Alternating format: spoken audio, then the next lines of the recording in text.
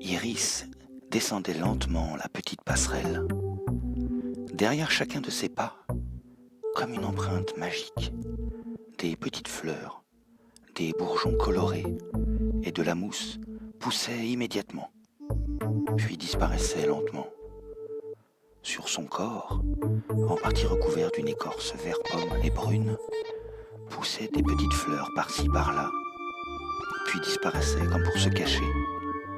Des papillons voletaient par dizaines autour d'elle. Des lianes semblaient glisser sur son corps, prêtes à jaillir pour la défendre, et se déplaçaient lentement. On aurait dit une forêt et un jardin vivants. Dans ses yeux, 1000 pétales de fleurs, de couleurs variables, semblaient tournoyer dans le vent. Le contour de ses yeux était un trait lumineux, vert clair, éclatant. Je suis Genesia, le MDMA nature. Et le ballet d'enfants qui descendait continuait.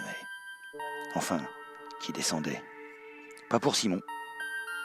Il flottait en l'air, dans la position d'un fakir indien, et descendait en planant.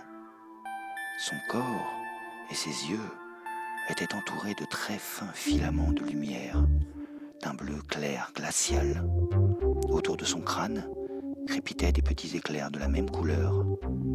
Il tendit les jambes et se posa comme une plume. « Je suis Psy ». Tout le monde l'entendit, mais ses lèvres ne bougèrent pas d'un poil. Il parlait directement dans la tête de la petite troupe. Une forme d'énergie violette claire descendait les marches à son tour.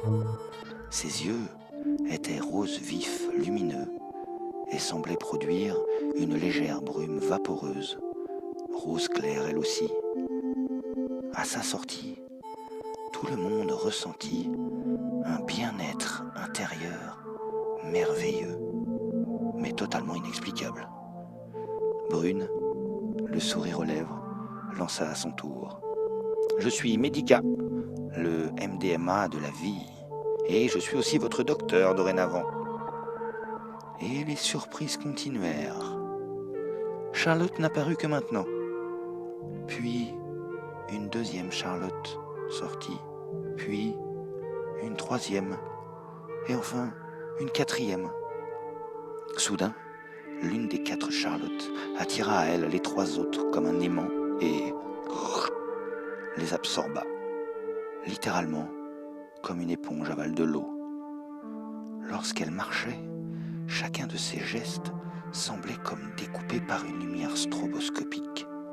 Il semblait qu'il y avait plusieurs Charlottes en elle, mais décalées d'un dixième de seconde chacun, comme si on la voyait au ralenti. Un effet très bizarre. Ses yeux étaient gris, lumineux, mais brouillés, comme une chaîne télé qui ne capterait rien. Je suis Clone, le MDMA multiple, puisqu'il faut pour l'instant nous appeler MDMA. Ce qui est totalement faux, mais bref. Je peux donner un sacré coup de boost à vos capacités, les amis. Tout le monde mit son bras devant ses yeux, par réflexe. Un flash de lumière, aveuglant, sortait de tout le bassin, comme le phare d'un avion gigantesque. Impossible de regarder. Puis, la lumière se tamisa, lentement. Un être de lumière marchait. Ses yeux étaient tellement blancs et brillants que ça vous chauffait la rétine à le regarder. Une voix pure et assurée parla. « Je suis Flash, le MDMA lumière », lança fièrement Aurélien. Puis, la lumière continua à baisser, jusqu'à plonger la salle presque dans l'obscurité. Une masse d'énergie noire comme l'espace, mais parsemée d'étoiles, comme si on observait la Voie lactée, émergea.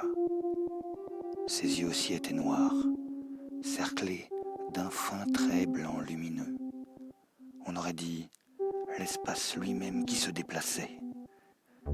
Je suis Ténébra. Ce qui se passe dans mon corps actuellement n'est pas très facile à gérer. Il va me falloir encore un petit peu de temps pour maîtriser et m'adapter. Walter avait presque les larmes aux yeux de joie. Vous avez tous fusionné. C'est incroyable. Il faut chercher Corinne maintenant, Walter. Nous sommes prêts pour l'action maintenant. N'est-ce pas, les amis? Lança Simon. Les enfants levèrent ensemble le poing en l'air en criant « Prêt et super prêt !» Sans même avoir répété, ils sortirent la même phrase. Super prêt, ils l'étaient, mais loin de se douter jusqu'où cela les propulserait.